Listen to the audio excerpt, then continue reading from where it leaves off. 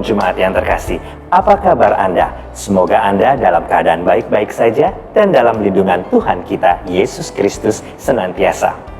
Jemaat, Matius 11 ayat 28 berkata, "Marilah kepadaku yang letih lesu dan berbeban berat, aku akan memberi kelegaan kepadamu." Mari datang dan sambut ibadah online GBI Rosipina yang hari ini akan dilayani oleh Bapak Pendeta Moranda Girsang dengan tema Tujuan Karunia Roh. Namun sebelum beribadah, kita simak terlebih dahulu informasi di GBI Rosipina berikut ini.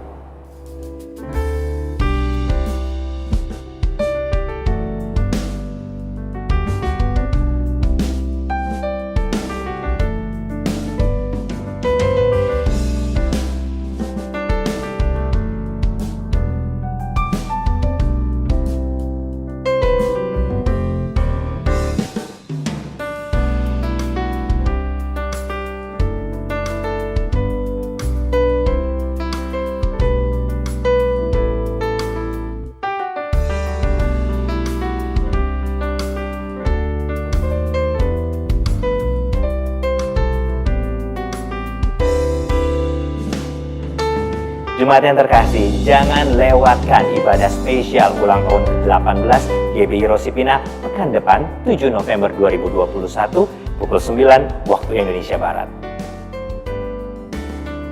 Bagi Anda yang rindu untuk memberikan persembahan dan persepuluhan, Anda bisa mengirimkannya ke nomor rekening BCA atas nama Diakon Thomas Cipta Mustika di nomor rekening 6600117970. Walaupun saat ini Jawa dan Bali sudah memasuki fase kedua PPKM, namun perketat terus protokol kesehatan Anda.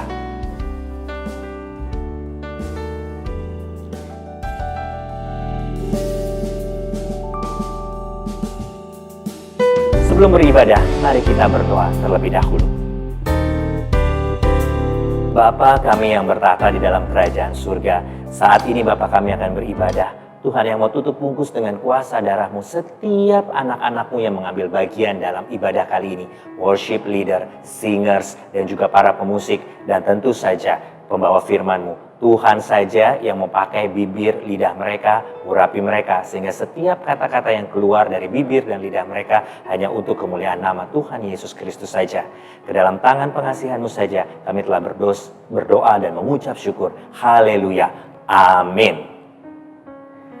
Jemaat yang terkasih, sudah saatnya kita beribadah. Saksikan terus tayangan ini hingga akhirnya nanti. Selamat beribadah dan Tuhan Yesus memberkati.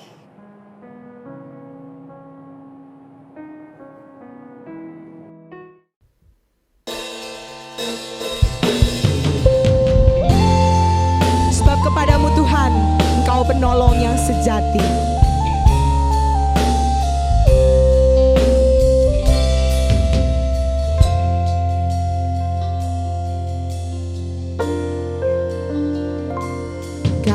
Tuhan, penolong dalam hidupku, ku percaya hanya kepadamu. Kau pegang tanganku dan tuntun langkahku. Yesus, Kau perlindunganku. Tuhan, kekuatan dalam hidupku, penolongku dalam kesesakan. Kau gunung batuku dan pertahananku. Yesus, Kau kemenanganku.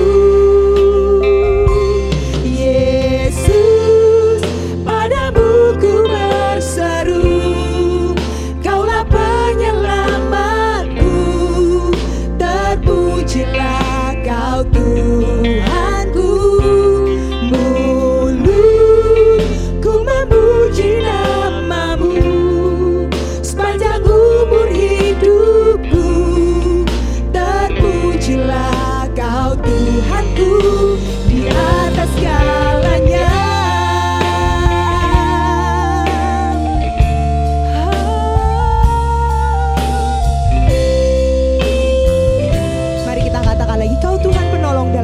Tuhanku.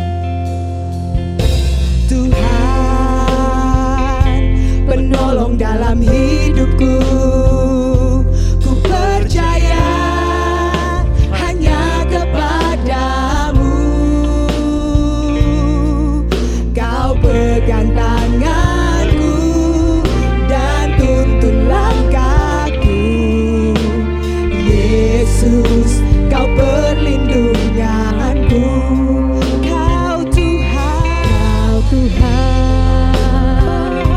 kekuatan dalam hidupku, penolongku dalam kesesakan. Kau gunung batuku dan pertahananku. Yesus, kau kemenanganku. Yesus, padamu ku berseru. Kaulah penyelamatku. Terpujilah kau Tuhanku. Mulutku memuji namamu sepanjang umur hidupku. Terpujilah kau Tuhanku. Yesus, padamu ku berseru. Kaulah penyelamatku. Terpujilah kau Tuhanku. Mulutku memuji namamu sepanjang umur hidupku. Terpujilah kau Tuhanku di atas segalanya.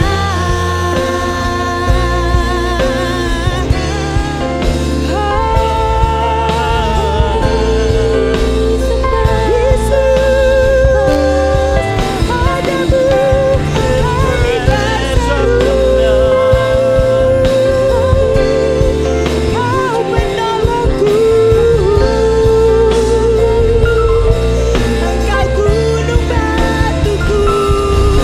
Kau pertahananku. Terpujilah namamu, Tuhan. Kaulah sumber kuatku. Kaulah kehidupanku. Kaulah pertahananku. Ku percaya padamu.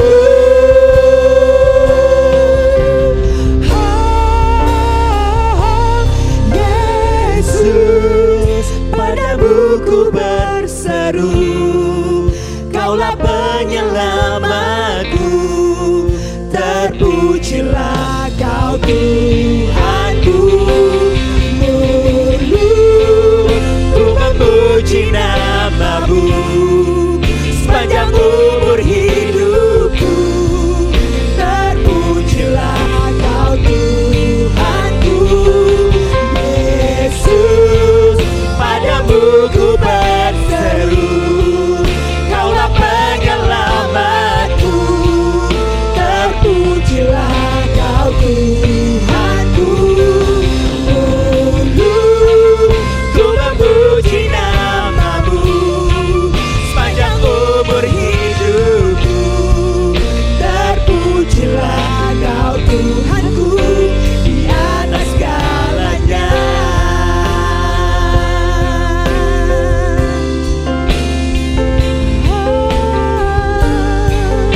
Sebab Engkaulah Yesus yang layak diagungkan dan tinggikan. Sebab kami memuji kebesaran namamu Tuhan.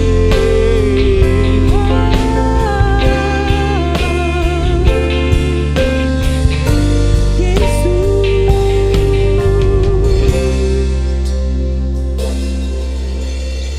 sembah dan puji penuhi tatamu.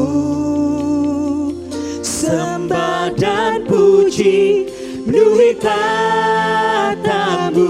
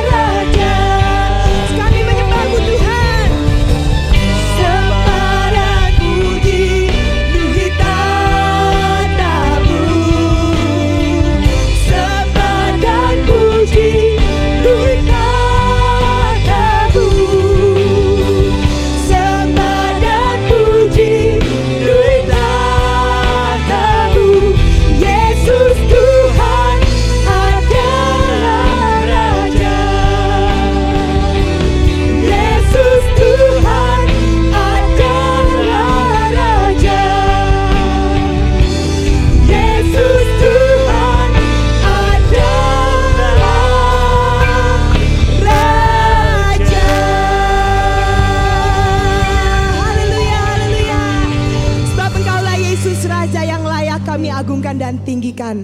Padamu Tuhan kami mau bersorak-sorai membawa ucapan syukur kami. Sebab Engkau Yesus yang besar. Dan kasih-Mu tidak pernah berkesudahan dalam kehidupan kami. Dan kami bersyukur punya Allah yang hidup. Di dalam nama Yesus kami berdoa dan bersyukur. Haleluya. Amin. Sekali lagi shalom jemaat yang dikasihi Tuhan. Kita bersyukur ya, kita punya Allah yang kasihnya gak pernah habis dalam kehidupan kita dan selalu baru setiap pagi. Amin. Yang di rumah, kita kasih tepuk tangan yang meriah buat Tuhan kita Yesus. Sebab Yesus Allah yang baik dan teramat baik. Kasih Allah tak berkesudahan.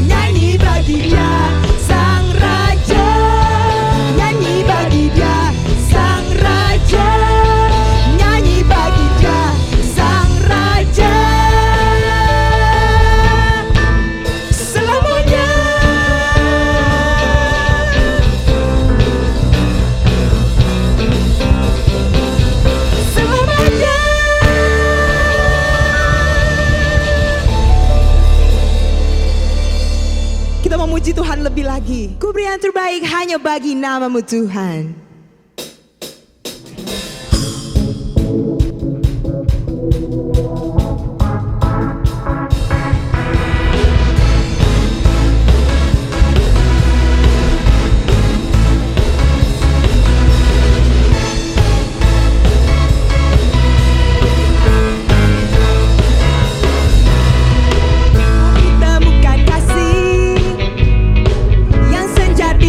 Pernah berubah.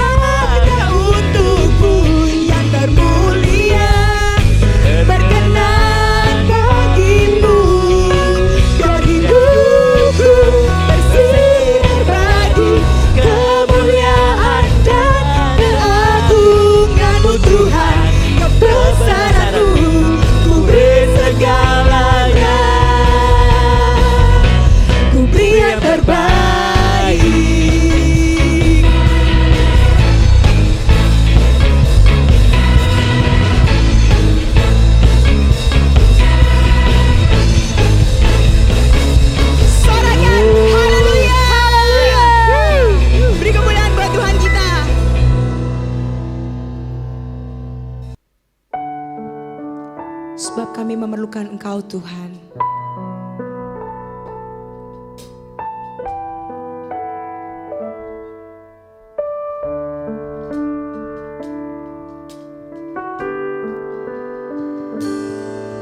Ku cinta Kau, Yesus Tuhan. Kau kekasih jiwaku. Ku perlu Kau, Yesus Tuhan. Kaulah nafas hidupku.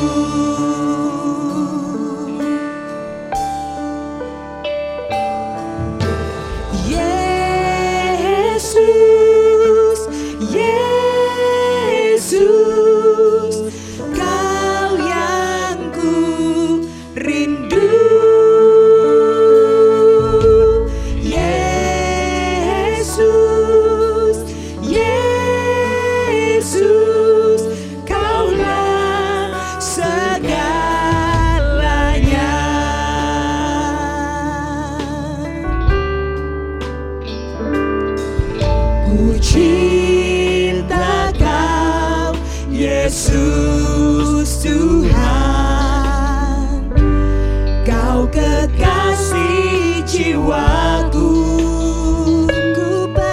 Ku perlu Kau, Yesus Tuhan. Kaulah nafas hidupku. Ku cinta Kau, Yesus Tuhan. Kau kekasih jiwaku. Ku perlu Kau, Yesus Tuhan. Kaulah nafas hidupku. Yesus, Yesus, Yesus, Kau yang ku rindu.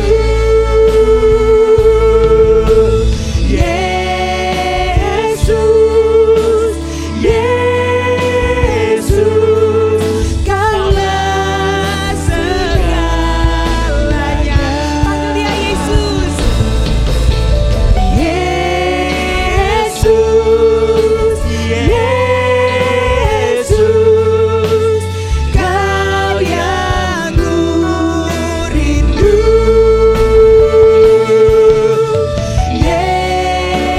Yesus, Yesus, Kaulah segalanya. Kaulah segalanya. Kaulah segalanya.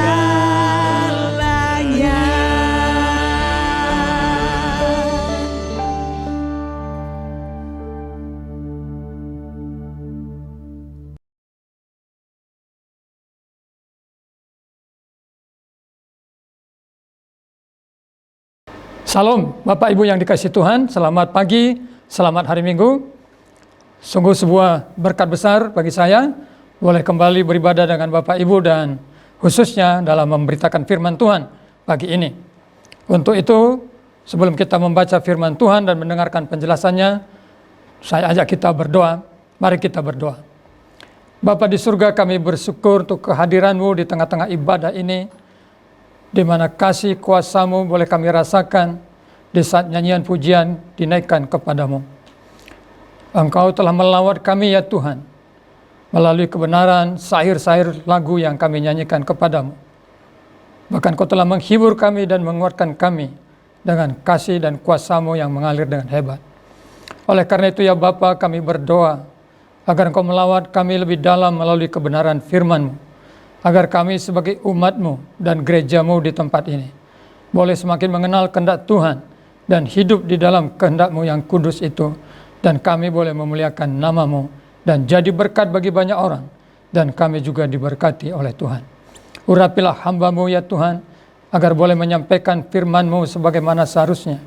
Berikan hikmat dan pengertian, sehingga pemberitaan firman-Mu disampaikan bukan hanya dalam kata-kata, tetapi disertai dalam kuat kuasa daripada Roh Tuhan. Sehingga kami yang mendengarkannya, kami boleh dilawat kuasa firman itu, firman yang hidup dan berkuasa. Terpujilah nama-Mu, di dalam nama dan bagi kemuliaan Tuhan Yesus kami berdoa. Amin. Bapak, Ibu, Saudara yang dikasihi Tuhan, salah satu topik yang sering sekali menjadi kontroversi dalam kehidupan orang Kristen adalah masalah karunia roh. Secara khusus masalah karunia berbahasa lidah. Nah, kita telah belajar itu tentang apa itu karunia roh, dan hari ini secara khusus kita berbicara tentang tujuan daripada karunia roh yang diberikan Tuhan kepada umatnya. Tapi izinkan saya sedikit mengingatkan kita tentang karunia roh itu. Bahwa karunia roh itu adalah pemberian daripada Roh Kudus yang secara khusus diberikan kepada setiap orang percaya. Tidak ada orang percaya yang tidak punya karunia roh. Karena Tuhan ketika menyelamatkan umatnya, Dia memperlengkapi umatnya dengan karunia roh, bukan saja dengan kuasa Roh Kudus, tetapi juga dengan karunia roh. Dan kita tahu bagaimana firman Tuhan dalam 1 Korintus 12 menjelaskan ada begitu banyak jenis-jenis daripada karunia roh itu. Ada berbagai macam. Ada yang membaginya, mendaftarkannya sampai 37 macam.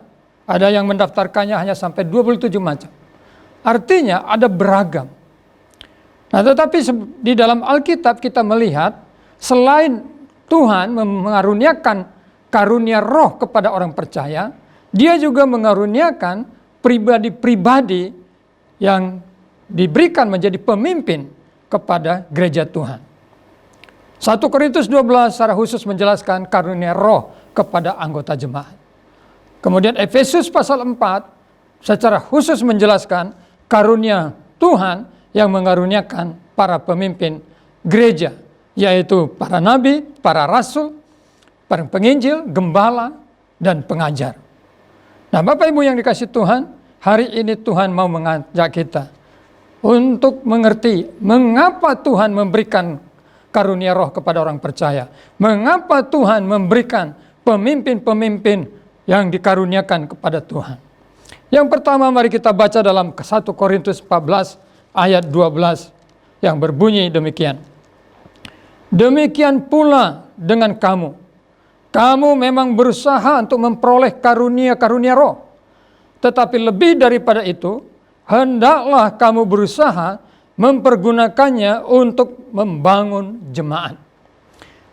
1 Korintus 14 ayat 12 memberikan kepada kita sebuah indikasi yang terjadi di dalam kehidupan jemaat di Korintus, yaitu di mana mereka memiliki sebuah gairah, semangat untuk memiliki karunia-karunia roh. Saya bacakan bagian A ini dari ayat 12. Demikian pula dengan kamu, kamu memang berusaha untuk memperoleh karunia-karunia roh. Nah, Bapak Ibu yang dikasihi Tuhan, tidak salah untuk berusaha memiliki banyak karunia roh. Tidak salah untuk memiliki karunia yang beragam. Berusaha untuk mendapatkan karunia-karunia roh sebanyak mungkin. Itu tidak dilarang oleh firman Tuhan. Karena dikatakan di dalam pasal 12 ayat 31 seperti ini. Jadi berusahalah untuk memperoleh karunia-karunia yang paling utama, dan aku menunjukkan kepadamu jalan yang lebih utama. 1 Korintus 12 ayat 31.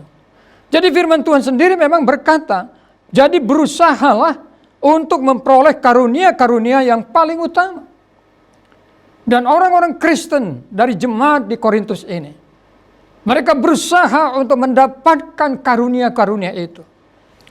Tetapi kalau kita membaca seluruh 1 Korintus, ada motivasi yang salah, ada tujuan yang salah yang dimiliki oleh orang Kristen di Korintus ini ketika mereka berusaha untuk memiliki karunia-karunia roh.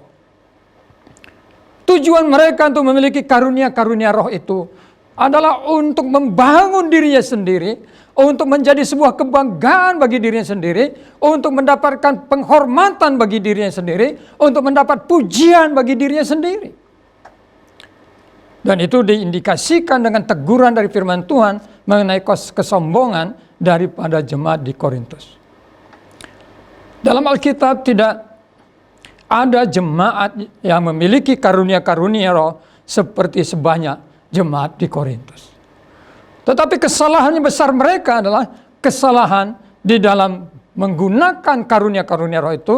Tujuan memiliki karunia-karunia roh itu yaitu untuk membangun diri sendiri, untuk mendapatkan penghormatan bagi diri sendiri, untuk mendapatkan pujian bagi diri sendiri. Ini sesuatu yang salah. Karena itu firman Tuhan ini berkata dalam 1 Korintus 14 ayat 12b, saya bacakan mulai dari bagian A-nya, demikian pula dengan kamu, kamu memang berusaha untuk memperoleh karunia-karunia roh, tetapi lebih daripada itu, hendaklah kamu berusaha mempergunakannya untuk membangun jemaat. Jadi firman Tuhan ini berkata, silahkan berusaha untuk memiliki karunia roh sebanyak mungkin. Berusaha untuk memiliki karunia roh utama. Silahkan. Tetapi tujuannya bukan untuk membangun dirimu sendiri, bukan untuk menjadi sebuah kebanggaan bagi dirimu sendiri, bukan untuk mendapatkan penghormatan dan pujian bagi diri sendiri, tetapi biarlah karunia-karunia roh yang engkau telah terima itu dari Roh Kudus digunakan untuk membangun jemaat. Bapak Ibu yang dikasihi Tuhan, dalam dunia sepak bola, khususnya sepak bola internasional, tapi juga sebenarnya di Indonesia, atlet sepak bola bisa menjadi seorang yang sangat kaya, sangat populer, ketika dia memiliki sebuah skill yang hebat. Kita contohkan umpamanya seperti Lionel Messi. Dialah seorang yang sangat kaya. Ronaldo adalah seorang yang sangat kaya karena memiliki skill bermain sepak bola yang luar biasa. Dan klub-klub itu berusaha untuk merekrut, klub-klub sepak bola berusaha untuk merekrut mereka. Orang-orang yang hebat dalam skill sepak bola direkrut dengan bayaran yang tinggi. Tujuannya apa? Setiap klub yang ingin merekrut daripada pemain-pemain sepak bola yang hebat ini, tujuannya bukan supaya pemain hebat ini semakin terkenal, bukan. Walaupun nama pemain yang terkenal ini bisa berdampak kepada klubnya, tapi tujuannya bukan supaya pemain itu semakin terkenal, semakin hebat, semakin dikagumi, tetapi tujuannya supaya klub itu bisa memenangkan setiap pertandingan dan menjadi klub yang menjuarai sebuah pertandingan, sebuah liga. Bapak Ibu yang dikasihi Tuhan, sehebat apapun skill daripada Lionel Messi, Ronaldinho, Neymar, kalau mereka tidak bisa berdampak kepada klubnya, mereka tidak berguna, mereka tidak berarti. Prinsip yang sama di dalam kehidupan berjemaat. Sehebat apapun karunia yang kita miliki, seutama apapun karunia yang kita miliki, kalau itu hanya menghasilkan dampak kepada diri sendiri, membawa pujian kepada diri sendiri, dan tidak berdampak dalam membangun jemaat, itu adalah sebenarnya karunia yang sia-sia. Karunia yang tidak berguna. Jadi prinsip yang pertama kita belajar mengenai tujuan karunia roh diberikan kepada orang percaya adalah untuk membangun jemaat. Untuk membuat jemaat itu menjadi jemaat yang sehat, yang berdampak. Nah, Bapak Ibu yang dikasihi Tuhan, tujuan yang kedua itu dijelaskan di dalam Efesus pasal 4. Efesus pasal 4 ayat yang ke-11 dan 12 Saya akan bacakan sampai dengan ayat yang ke-14. Saya mulai dari ayat yang ke-11. Dan ialah yang memberikan baik rasul-rasul maupun nabi-nabi, baik pemberita-pemberita Injil maupun gembala-gembala dan pengajar-pengajar, untuk memperlengkapi orang-orang kudus bagi pekerjaan pelayanan, bagi pembangunan tubuh Kristus, sampai kita semua telah mencapai kesatuan iman dan pengetahuan yang benar tentang anak Allah, kedewasaan penuh dan tingkat pertumbuhan yang sesuai dengan kepenuhan Kristus, sehingga kita bukan lagi anak-anak yang diombang-ambingkan oleh rupa-rupa pengajaran. Jadi Tuhan mengaruniakan para rasul, Tuhan mengaruniakan para nabi, Tuhan mengaruniakan para pemberita-pemberita Injil, gembala-gembala dan pengajar-pengajar kepada jemaat. Ini adalah karunia kepemimpinan yang Tuhan berikan pada jemaat dengan satu tujuan, yaitu di mana dikatakan di sini untuk memperlengkapi. Bapak Ibu yang dikasih Tuhan, kata memperlengkapi ini dijelaskan oleh dosen saya dengan contoh seperti dalam dunia medis, yaitu ketika seseorang mengalami patah tulang atau tulangnya remuk, kemudian sesudah dioperasi, maka tulang itu dibungkus dengan gips, sehingga nanti tulang itu bisa bertumbuh sehat dan tidak menghasilkan cacat. Jadi gips itulah sebuah fungsi untuk membuat tulang-tulang yang remuk itu bisa bersatu kembali. Nah, kata yang dipakai di sini mempunyai makna yang sama, yaitu memperlengkapi, membuat mampu jemaat Tuhan di dalam pekerjaan pelayanan. Dan kata pelayanan di sini itu bicara tentang diakonia. Bicara tentang pelayanan yang real kepada jemaat secara fisik, secara jasmani. Jadi kalau kita melihat di dalam Kisah Para Rasul pasal 6, yaitu mengenai para diaken yang dipilih, mereka adalah orang-orang yang dipilih untuk pelayanan kepada jemaat dengan pelayanan diakonia. Nah, tetapi di sini tidak dikatakan bahwa para rasul ini, para nabi ini, para penginjil dan gembala dan pengajar ini yang melakukan pekerjaan diakonia itu. Tidak. Tetapi dikatakan mereka, para pemimpin yang dikaruniakan Tuhan bagi gereja ini, bertugas, berfungsi untuk memperlengkapi, memampukan, mentraining jemaat, sehingga jemaat itu menjadi pekerja-pekerja diakonia. Bapak Ibu yang dikasih Tuhan, masih kembali kepada dunia sepak bola. Salah satu yang kita amati dalam dunia sepak bola profesional adalah kalau klub itu terus-menerus kalah, yang siapa saudara? Bukan pemainnya, tetapi manajernya. Saya punya manajer sepak bola Eropa yang saya kagumi, Jose Marino, karena pernah saya baca catatannya, salah satu buku bacaan pertamanya dan utama adalah Alkitab. Tapi juga karena gaya kepemimpinannya yang menarik, saya mengaguminya. Ketika dia melatih klub sepak bola di Inggris yang terakhir, klubnya awalnya menang terus, kemudian di pertandingan selanjutnya kalah, dia dipecat. Mengapa?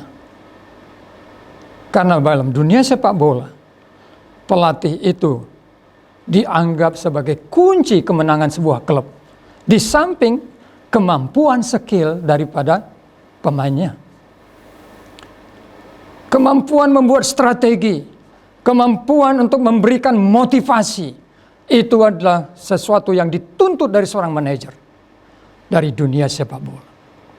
Tapi sebenarnya ini sesuatu yang umum juga di dalam perusahaan, dalam dunia bisnis. Kalau sebuah cabang dari sebuah perusahaan rugi terus, yang diganti biasanya siapa? Direktur cabangnya, manajer cabang.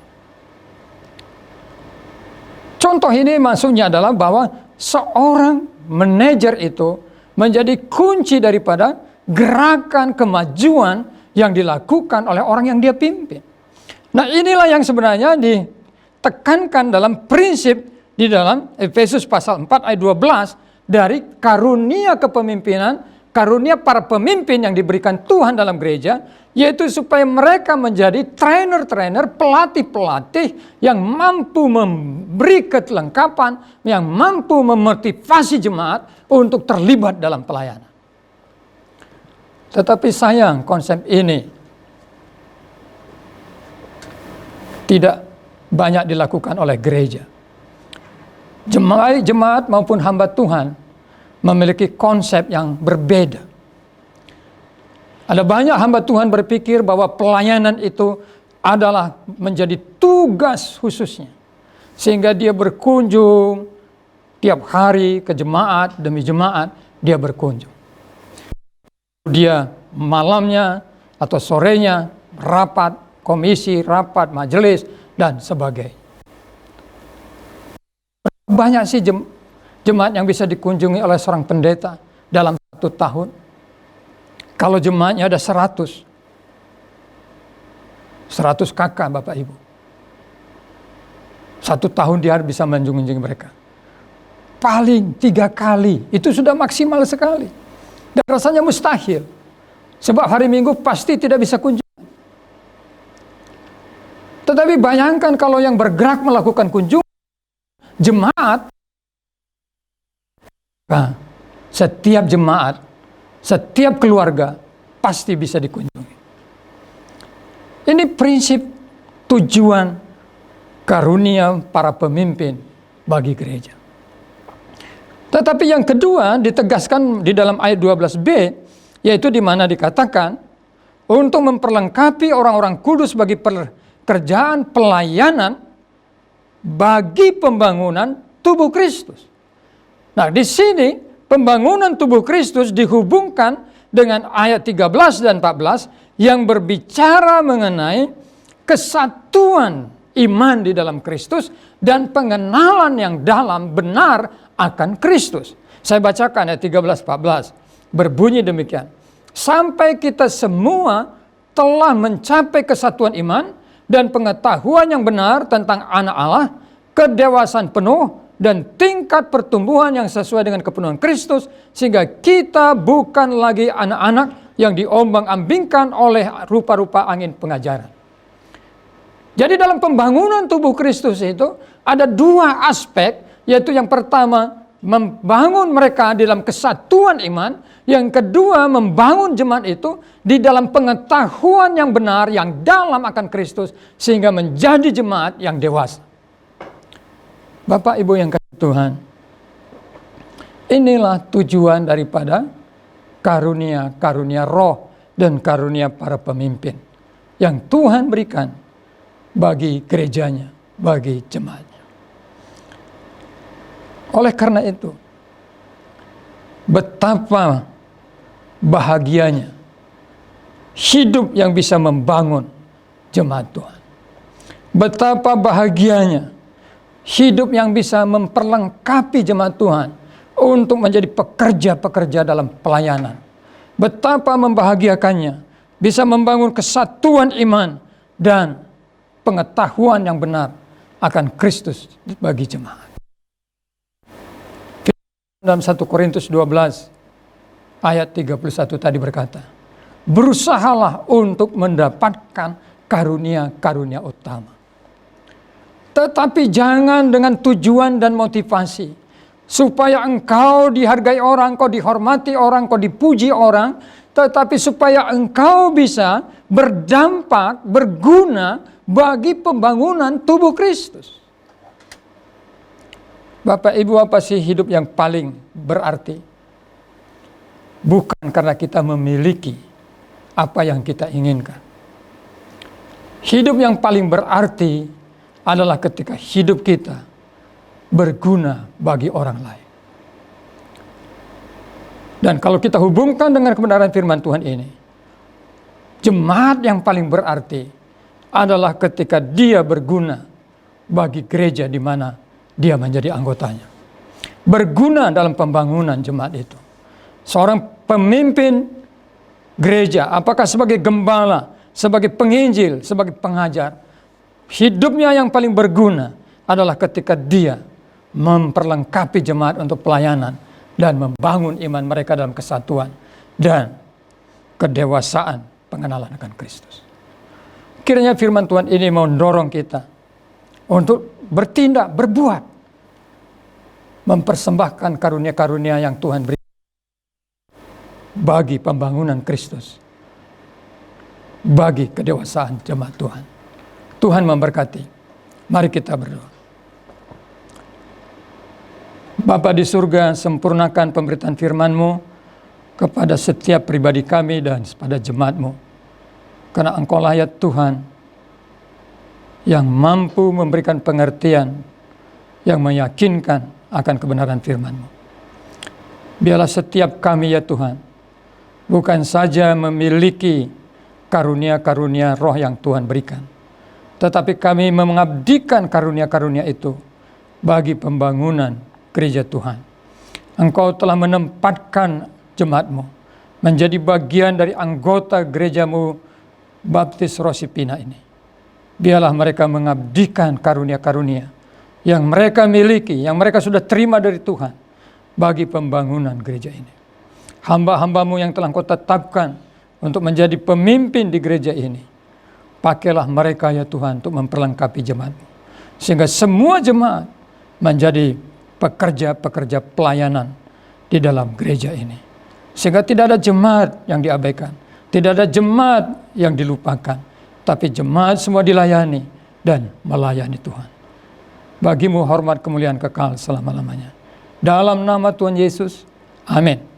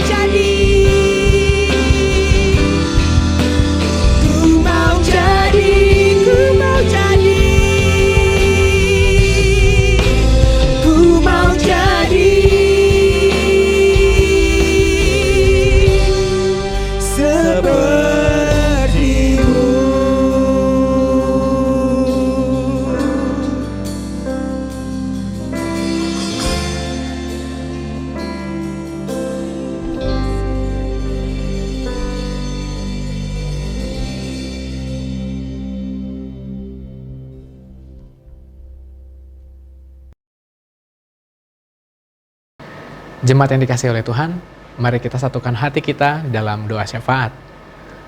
Bapa di surga, kami sungguh mengucap syukur kepadamu karena pagi hari ini kami masih diberikan kesempatan untuk kami bisa mengikuti ibadah hari ini. Dari pagi, pertengahan, dari awal, pertengahan hingga akhirnya kami percaya Tuhan, Tuhan disenangkan melalui setiap pujian, penyembahan, dan juga kami mengucap syukur setiap iman kami boleh diteguhkan melalui kebenaran firman-Mu. Kami berdoa secara khusus untuk hamba-Mu yang sudah menyampaikan penjelasan firman-Mu Tuhan. Mohon kiranya Tuhan memberkati hamba-Mu ini dimanapun dia berada. Kiranya nama Tuhan semakin dipermuliakan. Terima kasih, dan saat ini Tuhan kami terus berdoa bagi bangsa dan negara kami. Kami berdoa untuk program vaksinasi di mana pemerintah menargetkan 2 juta per hari untuk target vaksinasi. Kami berdoa Tuhan agar setiap masyarakat juga boleh menangkap hal ini dengan baik serta mendukung pemerintahan dalam proses vaksinasi. Kami percaya kuasa Tuhan bekerja melalui anak-anak-Mu, melalui pemerintahan, dan dimanapun program ini dijalankan, biar target tersebut boleh tercapai untuk kemuliaan nama Tuhan saja. Kami mengucap syukur untuk situasi pandemi yang hari-hari ini sudah semakin membaik. Tapi kami berdoa Tuhan, biarlah Tuhan juga terus bekerja kepada seluruh rakyat Indonesia untuk mereka juga terus berjaga-jaga, terus mematuhi protokol kesehatan dengan baik, sehingga ini akan menolong kami keluar dari situasi pandemi. Terima kasih, kami percaya bangsa ini ada di dalam tangan-Mu Tuhan. Dan kami mau bawa di dalam doa juga untuk keberadaan gereja-Mu, Gereja Baptis Indonesia Rosipina, dan juga seluruh cabangnya. Kami percaya Tuhan, gereja ini ada di dalam tangan Tuhan. Kami berdoa untuk setiap para pemimpin yang ada di gereja ini, Tuhan memberikan kesatuan hati, visi yang dari Tuhan terus bisa dihidupi, dan setiap program-program yang dijalankan Tuhan, biarlah itu semua boleh menjadi perpanjangan tangan Tuhan bagi umat-Mu di tempat ini. Kami berdoa Tuhan, kuasa Tuhan bekerja menjamah setiap anak-anak-Mu, menjamah setiap umat-Mu yang ada di gereja ini Tuhan. Dan kami berdoa Tuhan untuk setiap umat-Mu di gereja ini dengan semua pergumulan yang mereka hadapi. Kami percaya bahwa tangan Tuhan tidak kurang panjang, telinga Tuhan tidak kurang tajam untuk mendengarkan setiap seruan daripada anak-anak-Mu. Kami berdoa Tuhan memberikan jawaban, Engkau yang memberikan kekuatan bagi setiap jemaat-Mu di Rosipina ini. Kami percaya Tuhan Engkaulah satu-satunya jawaban atas setiap pergumulan kehidupan daripada anak-anak-Mu. Terima kasih Tuhan untuk kasih setia-Mu, dan hari ini juga kami mengucap syukur untuk setiap anak-anak-Mu yang sudah ambil bagian di dalam ibadah. Biarlah Tuhan kiranya Tuhan terus menambah-nambahkan hikmat dan kebijaksanaan kepada mereka semua. Tuhan juga memberkati apapun yang mereka kerjakan, dan terlebih lagi Tuhan, biarlah mereka semakin hari semakin mencintai Tuhan. Dan kami berdoa Tuhan, biar firman Tuhan yang minggu demi minggu belakangan ini disampaikan, di mana kami diperlengkapi oleh karunia Roh, kami boleh menangkap hal ini dengan baik dan mau mempersembahkan karunia ini kepada Tuhan dan bagi tubuh Tuhan di tempat ini. Terima kasih Bapa. Kami serahkan hidup kami ke dalam tangan-Mu, dan biarlah Tuhan sekali lagi setiap ibadah, setiap pujian, penyembahan, doa kami naikkan kepadamu. Hari ini kami dedikasikan bagi kemuliaan nama-Mu saja. Terpujilah nama-Mu Bapa, di dalam nama Tuhan Yesus Kristus, Juru Selamat kami yang hidup. Kami berdoa dan mengucap syukur. Haleluya. Amin.